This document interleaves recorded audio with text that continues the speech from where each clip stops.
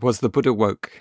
That's the question. Not was or is Buddhism woke? That's an impossible question to answer because there are so many hundreds of millions of Buddhists in the world today. So we can't answer the question, is Buddhism woke? But we can have a pretty good go at looking at some of the early traditions about Siddhartha Gautama, the Buddha, and ask that question fairly reasonably. Was he woke? I also want to look at where the term came from originally, as far as we can tell. So at the end of the video, I'll be looking at the history of the word woke, where its roots are, and what that tells us about what it really means. So first of all then, what does it mean today, the term woke? Well, it depends who you ask, doesn't it? If you use it as an insult, then woke could mean like a overly sensitive, thin-skinned, woolly liberal who self-censors too much and doesn't speak their mind because they're afraid of upsetting people. But if you mean it in its proper use, if you mean it as a term which is positive and good, if you mean it in a good way, then woke is usually intended to mean somebody who is alert to racial injustice in particular and social injustice more generally. Somebody who's alert and who notices and who wants to do something to make the world a fairer, better and kinder place. So the question then is, was the Buddha woke in the sense of, was he alert to racial injustice specifically and social injustice more generally? Was it something that was a priority for the Buddha? Well, you can tell a lot about a person from the company they keep. And the Buddha, it seems, kept all kinds of company. He had two different types of followers that joined him in his community, his Sangha.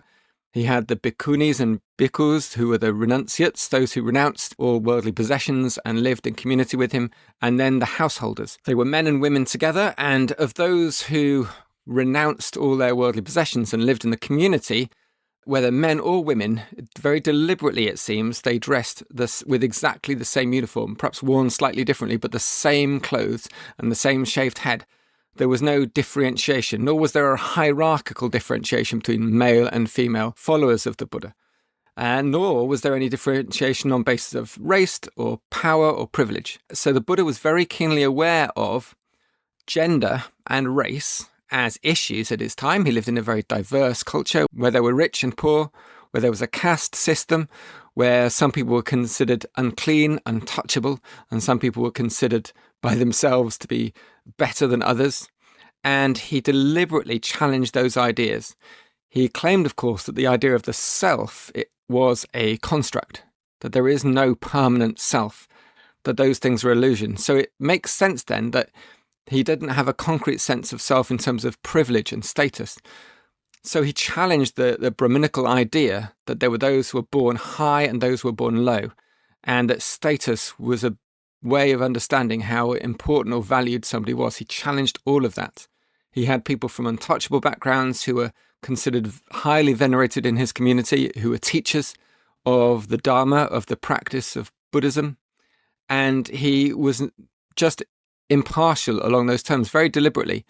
In fact, the clothes that were worn by those who were the renunciates were deliberately in the colours, saffron or brown robes were deliberately in the colours of the untouchable communities and were deliberately hand-me-down clothes that were sewn together.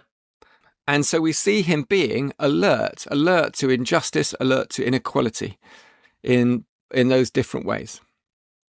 He also had his followers renounced the household in the sense of the patriarchal household, very deliberately renounced the domestic system of patriarchal authority.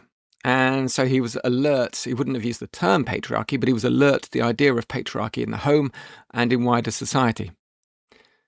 So it's a bit of a no-brainer then, isn't it? The Buddha was woke. But did you know that the term Buddha itself means one who is awoken? So he was, etymologically, he was woke, because to be a Buddha is to be woken up. And he was socially and politically woke in the sense of he was alert to those differences.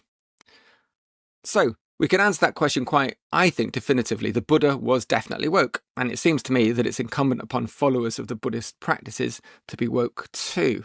But I did say I'd cover what the term woke originally meant as well. So let's look at that. So the Jamaican philosopher and social activist Marcus Garvey used the term, as far as we know, in 1923. He said, "Wake up Ethiopia, wake up Africa." And it was a shout out to people to be awake and alert to racial oppression and colonial oppression. So 1923 is the earliest recorded use of the term in its sense that's closest to the way we mean it today. And then if we look to the 1930s, the singer-songwriter Leadbelly used the term. He encouraged people to be woke, to be awake to racial injustice. So again, 1938, racial injustice was the key use of the term.